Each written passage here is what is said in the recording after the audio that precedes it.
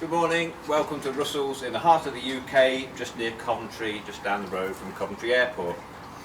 I'm looking at these wonderful lavenders, and today I'm going to show you how you can make free lavenders for life. Well, you might have to buy the first one, or pinch some from a friend. But we're going to take cuttings from lavender and show you how to go from this tiny cutting up to the stage to a full-grown plant. And you can just do this right through the summer. These are cuttings I took 3 weeks ago. It says on here the 25th of May. It is now the 19th of June, so they're about 3 weeks old, 4 weeks. And you can do this right through. These are cuttings I took last September, and that's I've cut it from last year as well, from September I think, sometime, yeah. So I'm going to show you how to do this and how you can make them. So what you're going to need, first of all, is some compost with some sand. You're going to need a lavender plant, some sharp secateurs, probably a knife, and somewhere to put them as well, obviously. So come close. The first thing we're going to look at is the medium that they're going to be put in, or the compost that they're going to go into. So what I've got prepared over here, this is a mix with sand, and at the moment we're still using peat compost on there. That's going to finish. So when we move on to peat free, we'll probably use loam and sand, probably more sand if we're using peat free for our cutting mix. So this wants to be able to hold some moisture, but it also needs to drain very freely, and that's the idea of the sand. The lavenders do not want to sit in wet compost when they're rooting. They'll just go rotten. So although you need to keep them moist, that moisture needs to be able to go through freely, if that makes sense. So this is the perfect mix. Now I'll just load the tray. This is it's got 84 cells in this tray, and just show you there's plenty of big holes in the bottom which are going to make this drain freely. So I'm going to put that in there quite loosely. Don't pack it in. I don't want to make sandcastles out of it. Just quite loosely in there. And then what you want to do is go and pre-wet that. Just give it a gentle, fine misting until it's saturated to start with. And then here's what we did earlier. So this was already good to go, so that I can just crack on with what we're doing. Now, so these are cuttings that we took 25th of May this year. So it's just about 26 days ago. Come and see. Zoom in. You can see that they're making fresh shoots on there. Let's just have a look. We've got plenty of roots on here, and they're doing very well. They root very freely. Lavenders, you probably get about 100%. Now I just want to show you, if I just sacrifice this one, dismantle it a little bit, shake that. Shake that. Can you see, if you just zoom in there, Jake, that the roots have all come at the bottom of the cutting.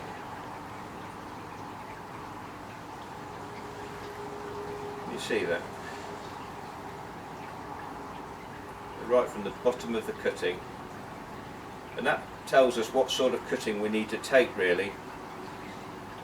On these is what we call a heel cutting, or a nodal cutting. And I'll show you how to take an ideal cutting, one that's perfect, technically perfect. Then I'll also show you what you can get away with, because you can get away with murder with lavenders, not literal murder. So when those have rooted, now they're ready to go into their next stage, which for us will probably be something like this, a 4-pack or a 6-pack, so they can then make plenty of root. Now these were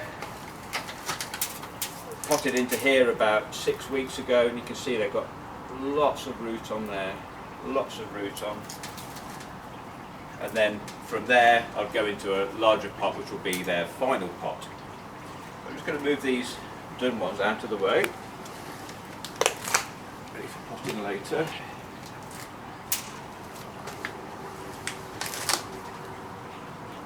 And then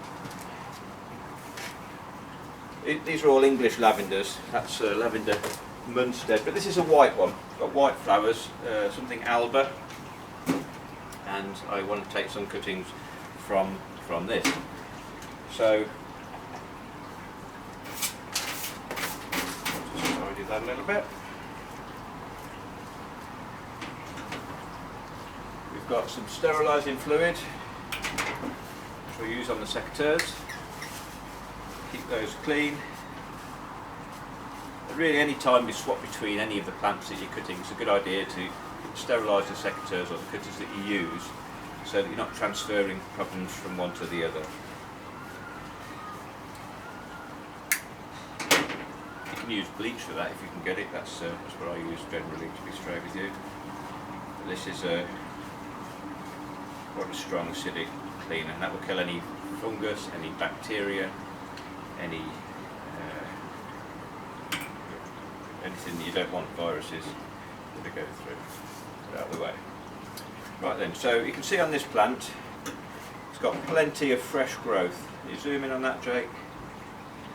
Plenty of fresh growth, and that's what we're looking for, something with some vigour. We don't want old woody growth like you can get on lavenders. I mean, lavenders aren't the easiest plant to keep over a long period of time. They get woody and you've got to keep cutting them and doing them properly. So the first thing we're going to do is take off all of these flowers. And on the plants, if you have one, I recommend get a plant that you can use as a donor plant that you just grow just to take cuttings from, and that's what we've done here. This plant is literally just exists so it can be cut down and make new ones. Take those off. We don't want the flowers on. And then you're going to have to come close, I think, Jake, or zoom in so that you can see. This is what we're looking for, this sort of growth here. So it's joined onto the main stem, but it's fresh, new, young growth. Now, to get the maximum out of that, I'm going to cut that. So to leave some green on the bottom, I don't want to cut right back into the old wood, but I do want to get as many cuttings as I can. So I'm just going to nip that there, and I've got 1, 2, 3, 4 or 5 cuttings on that bit to do. What I've left, can you see that, Jay? It's important not to ruin this plant. There's still some fresh room for growth here. I don't want to completely disable that. Let's just take a couple so I can show you. Right then. Now say, ideally, you want what we call a heel cutting, which is, you just come a little bit so you can look down on this a little bit more, just come a little bit closer, Jake. A heel cutting, so this is the main stem, and then a heel cutting is going to be from there. Now you could just peel that off, to be honest, and that's got a heel on it. It's this bit here we're talking about, a heel, so it's got some attachment to the main stem. Now this cutting wants to be 2 or 3 inches long. We don't need the flowering tip, and this long growthy bit here, I'm just going to nip that there. That's scrap. Then these lower leaves, this is going to be where the cutting is inserted into the compost, so I'm carefully taking those off. We'll just leave about 4 leaves normally. You see? Then we've got the heel, which I'm just going to tidy up with a knife, with the scalpel there, very sharp, just cut through, keeping enough of the woody heel material on. And the growth that we're looking for on this is not too flimsy and thin and too weak and sappy. It's what we call sort of semi-ripe. It's started to harden off. It's still flexible, it's still got plenty of vigour, but it's not this soft sappy stuff that's right at the tip. So this sort of semi-ripe cutting. Now that is an ideal lavender cutting. And just simply insert that into there. There's no need for any rooting hormone. Put it in about 3/4 of an inch in there. And I would expect that when I put it on the heat mat that we've got and in a humid environment, I would expect that to be rooted in about 3 weeks' time.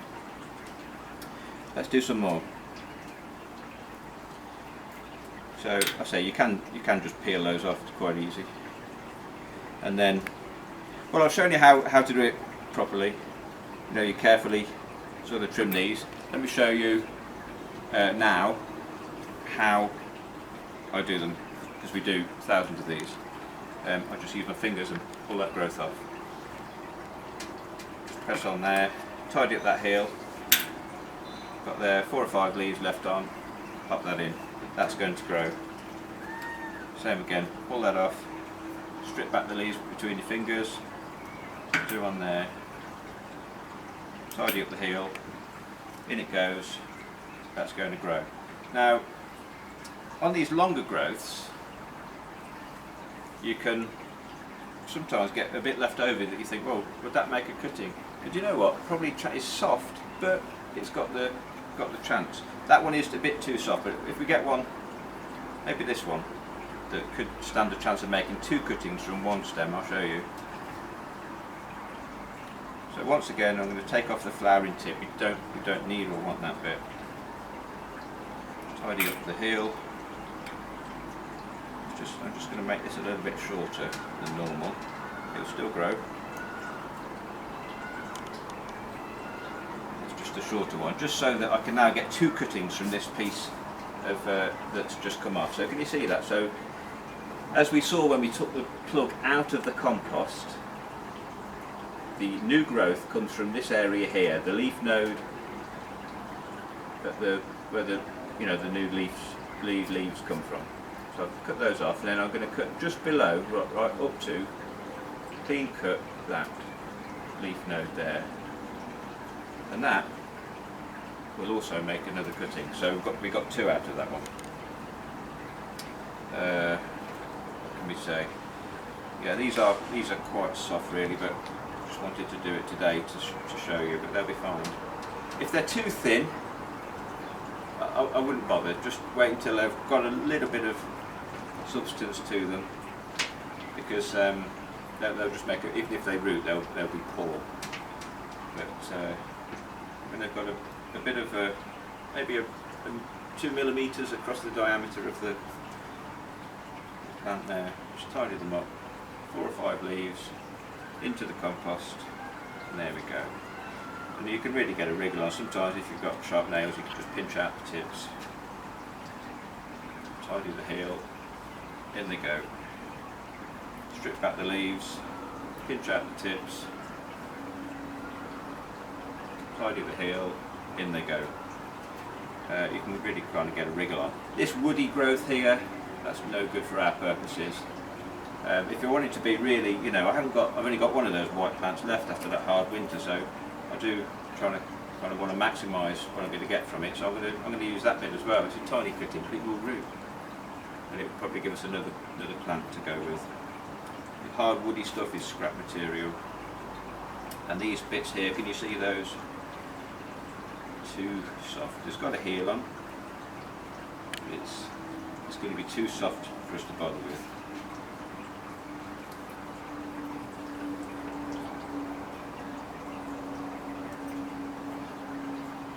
Take out those sappy tips, put them in there. Now I'll say these are going to go onto a warm, an underheated propagation area, and they'll get regularly misted, automatically in our case, but it's something you can do. Don't let them dry out.